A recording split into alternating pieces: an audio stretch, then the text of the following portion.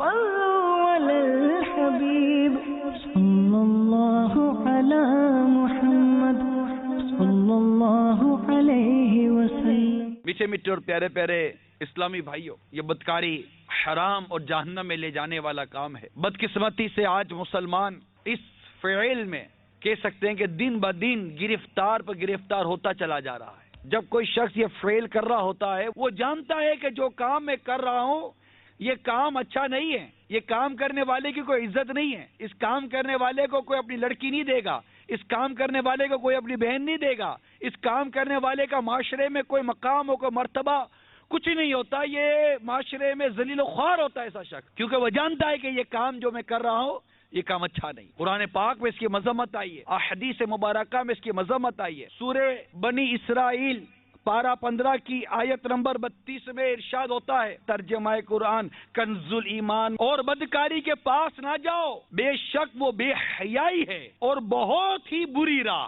یعنی ایسا کوئی کام نہ کرو جو بدکاری کا محرک ہو، جو بدکاری کو حرکت دے، اس تحریک کو یعنی اس کی موومنٹ پیدا کرے اور بدکاری کا باعث اور سبب بنے۔ مثلا اجنبی عورتوں سے تعلق پیدا کرنا، ان سے تنہائی میں ملاقات کرنا، ان سے ہنسی اور دل لگی کی باتیں کرنا، فون پر ملاقات میں، ریسیپشن پر گئے، ایکسکیوز می جی، وہ آنکھ اٹھائے گی، ہم بھی آنکھ پھاڑ پھاڑ کر دیکھیں گے، اس کا تو کام ہی آپ سے مسکرا کر بات کرنا۔ آپ کو کیا ہو گیا ہے؟ جہاز میں آ رہے ہیں، ایئر ہوسٹس آ گئی، ایکسکیوز می، اور بھائی کیا ہو گیا آپ کو؟ نظریں نیچی کرو، کیوں لفٹ کرا رہے اس کو، کیوں بات کر رہے اس سے؟ اور پتہ ہے کہ جہاز میں عورت ہی ہے، اور کوئی ایسا کام ہوا کہ مجھے عورت ہی سے واسطہ پڑ رہا ہے، تو پھر اپنا انتظام ساتھ لے کر رہے آدمی، بات بچنے کی جا رہی ہے۔ اللہ نے فرمایا اور بدکاری کے پاس نہ جاؤ، یعنی ایسا کوئی کام نہ کرو جو بدکاری کا محرک ہو، حرکت دے۔ بعض وہ اوباش اور منچلے قسم کے نوجوان ہوتے ہیں جو جاتے ہی ہیں ایسی جگہ پر، اور بعض وہ لوگ ہوتے ہیں جو اس طرح بے پردہ اور بے حیا لڑکیوں کو اپنے کام پر، اپنے کاروبار پر رکھتے ہی ہیں، صدن رکھتے ہیں، ایسا ریسیپشن بناتے ہیں، جو جانے والے میری بات سمجھ رہے۔ پھر فرمایا ان سے ہاتھ ملانا، یہ بھی اس کا سبب ہے۔ سیکنڈ، ہاؤ آر یو، آگے کا پھر دیکھو کیا ہوتا ہے۔ پہلے کہتے تھے پردہ کرو، وہ پردہ گیا، پھر نقاب آیا، بولا نقاب بھی نہیں کرو، نقاب بھی گیا، چادر آئی، بولا چادر بھی گئی، پھر دوپٹہ آ گیا، وہ دوپٹہ بھی گیا، پھر بولا دوپٹہ بھی نہیں ہونا چاہیے، وہ بھی گیا، پھر کہا جناب شانہ بہ شانہ چلے، عورت مرد کے شانہ بہ شانہ چلے، کاندھے سے کندھا ملا کر چلے، چلے بھائی وہ بھی تم لوگوں نے کر لیا، وہ اس کی حسرت بھی نکالے۔ پھر لیڈیز فرسٹ، لیڈیز فرسٹ، اب وہ آگے بڑھا دیا اس کو۔ اب سیکنڈ، ہاتھ ملاتے ہیں، مرد عورت، اجنبی مرد اجنبی عورتیں ہاتھ ملاتے ہیں، فوٹو کھنچواتے ہاتھ ملا کر۔ کیا ہو گیا ہے؟ کیا ہو گیا ہے؟ ارے یہ اجنبی عورت ہے، ہاتھ ملا رہے ہو، اور وہ ہاتھ بڑھاتی ہے، آپ کو کیا ہو گیا ہے؟ وہ تو ویسے ہی اپنے حیا کا پردہ چاک کر کے تو غیر مردوں میں آئی ہے۔ کوئی با حیا عورت اس طرح غیر مردوں میں آتی ہے کیا؟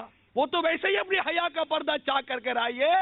مگر میرے اسلامی بھائی، آپ کی غیرت کو کیا ہو گیا؟ آگے بڑھیے تو ایسے ناول پڑھنا، آگے بڑھیے ایسے ڈائجسٹ پڑھنا، آگے بڑھیے ایسی تصویریں دیکھنا، آگے بڑھیے موبائل فونوں میں ایسی تصویریں رکھنا، اور آگے بڑھیے اپنے پرس میں تصویریں رکھنا، اور آگے بڑھیے اپنے گھر میں تصویریں لگانا ان کی، اور آگے بڑھیں ویڈیوز دیکھنا، اور آگے بڑھے تو پھر وہ ویڈیوز دیکھنا جو بالکل مطلب کوئی گوارا نہیں کر سکتا نا۔ اب ایسی سمت جانے والا میرے رب کے اس فرمان کو دوبارہ سنیں، بدکاری کے پاس نہ جاؤ۔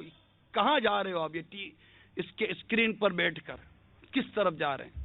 یہ میگزین پڑھ کر جس میں لڑکیوں کی تصویریں ہیں، کس سمت جا رہے ہیں؟ اپنے موبائل فونوں میں ایسی ویڈیوز، ایسی کلپس اور ایسی فوٹوگرافس رکھ کر کس سمت جا رہے ہیں؟ اپنے گھر کے دروازے پر اندر جاؤ تو اندر میں، ادھر جاؤ تو ادھر، ادھر جاؤ، یہ تصویریں جو لگائیں کس سمت جا رہے ہیں؟ کیوں لگائیں یہ تصویر؟ کیوں دیکھ رہے ہیں؟ کیا چاہتے ہیں یہ تصویر دیکھ کر؟ ارے دیکھنا ہے تو مدینہ دیکھو نا یار، تو مدینے کی تصویر لگاؤ، سبز گنبد کا عکس لگاؤ، کعبہ دیکھو یار، دیکھنا ہے تو قرآن دیکھو نا، ارے دیکھنا ہے تو محبت کی نظر سے ماں کو دیکھو نا۔ کہ جو ایک بار اپنی ماں کو محبت کی نظر سے دیکھتا ہے، اللہ تعالیٰ اسے مقبول حج کا ثواب عطا فرماتا ہے۔ یہ کیا دیکھ رہے ہیں؟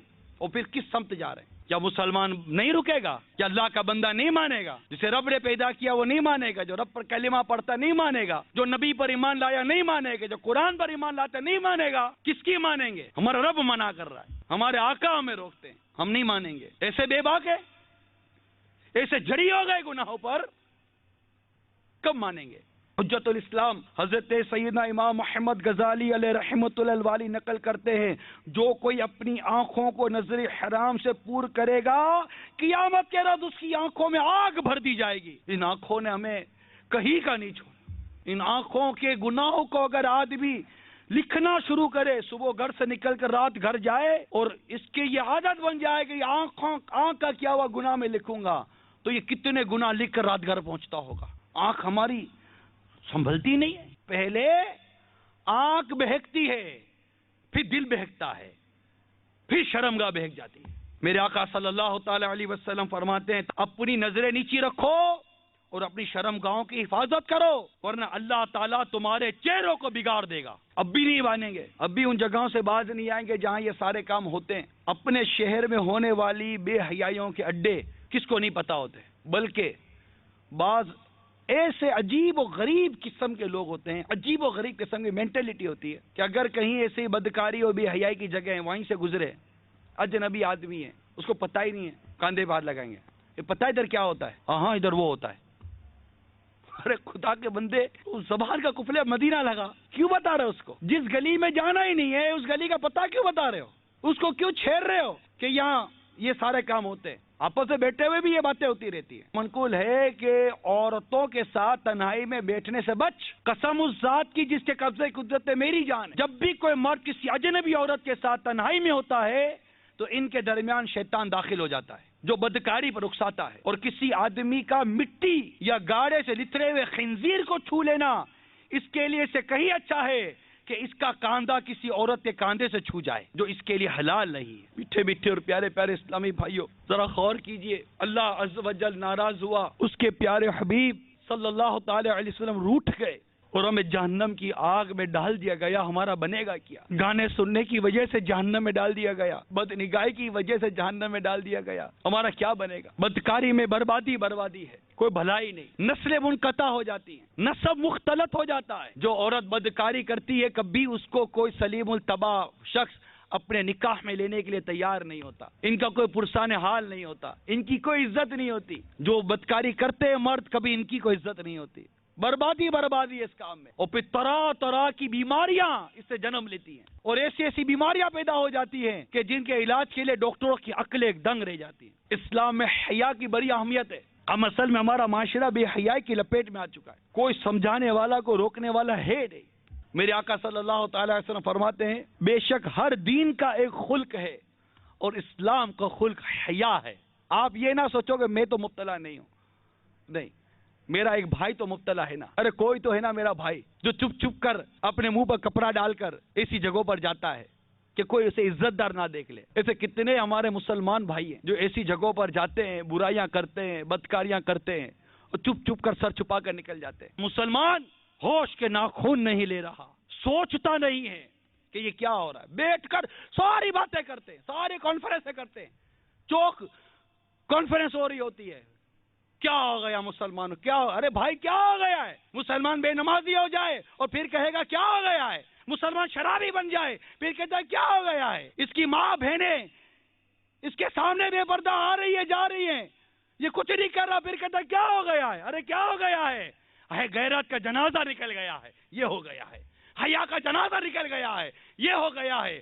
اللہ اور اس کے رسول کے احکامات کو مسلمان بے باکی کے ساتھ روزہ چلا جا رہا ہے، یہ ہو گیا ہے، اور کیا ہو گیا ہے، پھر کہتا ہے کیا ہو گیا ہے۔ جا کر اپنے گھروں کی حالتیں ہم دیکھیں، پھر پوچھئے کیا ہو گیا ہے۔ بے حیائی کا دور دورہ ہو گیا ہے، بے حیائی نے اپنے پنجے گاڑے ہوئے ہیں، اور کیا ہو گیا ہے۔ گانا سننا ہو تو مسلمان کے کان کھڑے ہو جاتے ہیں، عورت دیکھنی ہو مسلمان کی آنکھیں پھٹ جاتی ہے، گالی دینی ہو، بے حیائی کی بات کرنی ہو زبان باہر آ جاتی ہے، اور کیا ہو گیا ہے۔ بے حیائی کی طرف جانا ہو تو چل کے نہیں دوڑ کے جاتا ہے، کیا ہو گیا ہے۔ رشوت لینی ہو، سود لینا ہو، بے حیائی کی بات پکڑنی ہو، ہاتھ فوراً بڑھ جاتا ہے، کیا ہو گیا ہے، ارے یہ سب کچھ ہو گیا ہے، پھر پوچھتے ہو کیا ہو گیا ہے۔ اس کا علاج کیجئے اور اپنی اصلاح کی طرف ہم آئیں۔ فرض سے معاشرہ بنتا ہے، معاشرے پر تبصرہ کرنے کا کوئی فائدہ نہیں ہوگا، میں اپنی اور اپنے گھر کی اصلاح کی طرف آؤں۔ سورہ تحریم کی آیت نمبر 6 میں اللہ تعالیٰ نے ارشاد فرمایا، ایمان والو اپنی جانوں اور اپنے گھر والوں کی جانوں کو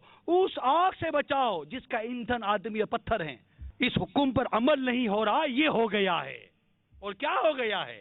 مسلمان بے باکی کے ساتھ داڑھی منڈا رہا ہے، اور کیا ہو گیا ہے؟ ٹی وی پر بیٹھ کر بے حیائی کے مناظر ماں بہنوں کے ساتھ بیٹھ کر دیکھ رہا ہے، اور کیا ہو گیا ہے؟ تاش کھیل رہا ہے مسلمان، جوا کھیل رہا ہے، اور کیا ہو گیا ہے؟ فجر کے وقت بستر پر سویا ہوا ہے، اور کیا ہو گیا ہے؟ غیر مسلموں کے انداز اور غیر مسلموں کا لباس پہن رہا ہے، اور کیا ہو گیا ہے؟ مسلمان کی بیٹی جینس کی پینٹ پہن رہی ہے، اور کیا ہو گیا ہے؟ مسلمان کی عورتیں، ان کے گھر کی ماں بہنوں کی آستینیں کٹ کر سلیو لیس کپڑے ہو گئے، اور کیا ہو گیا ہے؟ ہمارے کپڑے چھوٹے ہو کر شارٹس بن گئی، اور کیا ہو گیا ہے؟ پوچھتے ہو کیا ہو گیا ہے؟ اتنی رب کی نافرمانیاں کر کے پوچھتے ہو کیا ہو گیا ہے؟ یہ صحیح ہوگا کب؟ یہ کیسے صحیح ہوگا؟ کبھی سوچا ہے؟ کیا ہو گیا ہے؟